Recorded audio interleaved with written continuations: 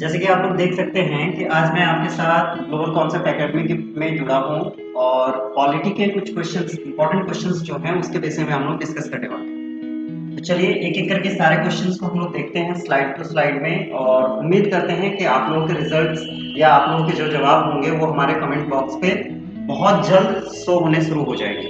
तो चलिए बच्चों, पहला क्वेश्चन देखते हैं हम लोग। पहला क्वेश्चन है आपका 1773 में पारित किए गए एक्ट को 1773 में पारित किए गए एक्ट को किस सामान्य नाम से जाना जाता है? ध्यान दीजिएगा, 1773 में जो एक्ट पारित हुआ था उसको किस नाम से जाना जाता है? तो बच्चों ये आंसर होगा आपका रेगुलेटिंग एक्ट। रेगुलेटिंग एक्ट जो था वो ब्रिटिश सरकार द्वारा सबसे पहले 1773 में भेजा गया था। ये ब्रिटिश सरकार द्वारा कंपनी को नियंत्रित करने के लिए। आप जानते हैं कि इस समय हमारे यहाँ कौन सी कंपनी चलती थी? ब्रिटिश ईस्ट इंडिया कंपनी चलती थी। ब्रिटिश ईस्ट इंडिया कंपनी चलती थी। तो ये जो ब्रिटिश ईस्ट इंडिया कंपनी है इसको नियंत्रित करने के लिए, इनके ऊपर लगाम लगाने के लिए ब्रिटिश सरकार ने एक एक्ट पारित करके भेजा था भारत, जिसे हम लोग जानते हैं रेगुलेटिंग एक्ट के नाम से। तो ये हमारा पहला आंसर था पहले क्वेश्चन का। तो उम्मीद करते हैं आप सभी को इसका जवाब आता होगा और जिस बच्चों ने भी इसका सही जवाब दिया होगा उनके लिए मैं आगे दूसरा क्वेश्चन स्लाइड पे आते हैं। किस वर्ष कलकत्ता में सर्वोच्च न्यायालय की स्थापना की थी? आप सभी को पता होना चाहिए कि जो सर्वोच्च न्यायालय है कलकत्ता में सबसे पहले जो स्थापना हुआ था वो कब हुआ था? 1773 में। 1773 में इसकी स्थापना हुई थी कलकत्ता में। जिस समय इसकी स्थापना हुई थी उस समय 3 न्यायाधीशों को नियुक्त किया गया था और एक मुख्य न्यायाधीश हुआ करते थे जिनका नाम था सीजीआई जो था वो सीजीआई बनाए गए थे Lord Elijah Impey. Lord Elijah Impey, ठीक है। ये लॉर्ड एलिजा एम्पे थे जो कि मुख्य न्यायाधीश के रूप में नियुक्त किए गए थे सुप्रीम कोर्ट में। इनकी सहायता करने के लिए 3 और लोग थे। 3 लोगों में से जैसे लॉर्ड हाइट थे, लॉर्ड चैम्बर्स थे या लॉर्ड लेमेंस्टर थे।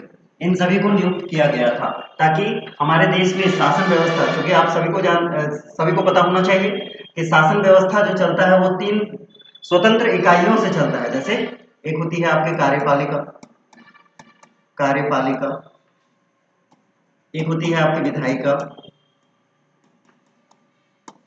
और तीसरी है आपकी न्यायपालिका।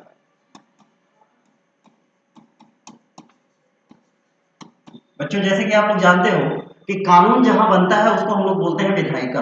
और आप सभी को पता है कि ये सारे जितने भी कानून आ रहे थे या जितने भी संबंधित विधि बन करके आ रहे थे ये आ रहे थे ब्रिटेन से। तो हमारी जो उस समय में विधायिका हुआ करती थी वो ब्रिटेन में हुआ करती थी, लेकिन इसको पालन करना था भारत में। और कार्यपालिका क्या करवाती है? इसी कानून का पालन करवाती है। तो कार्यपालिका हमारे भारत में हुआ करता था। सिर्फ एक चीज की कमी थी, वो थी न्यायपालिका।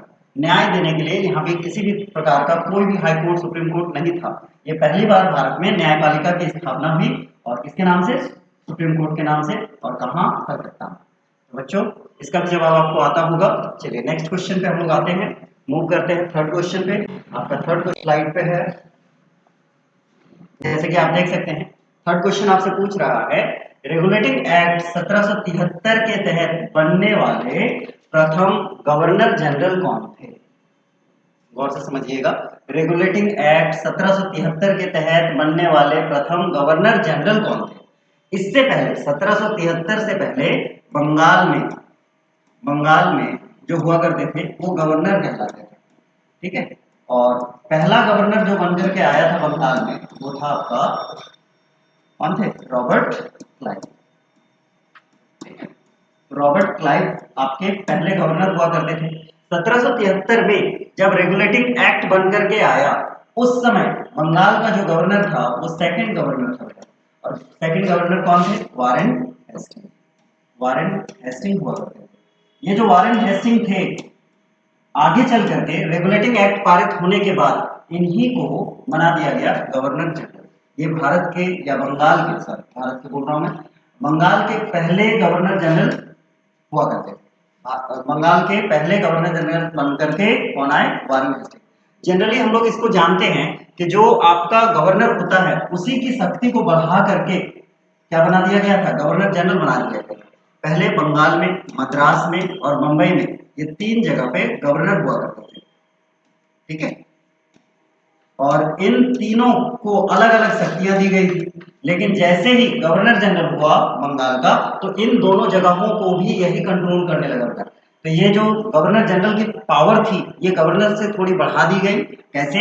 इन तीनों क्षेत्रों को वो देखने के लिए अब सक्षम था।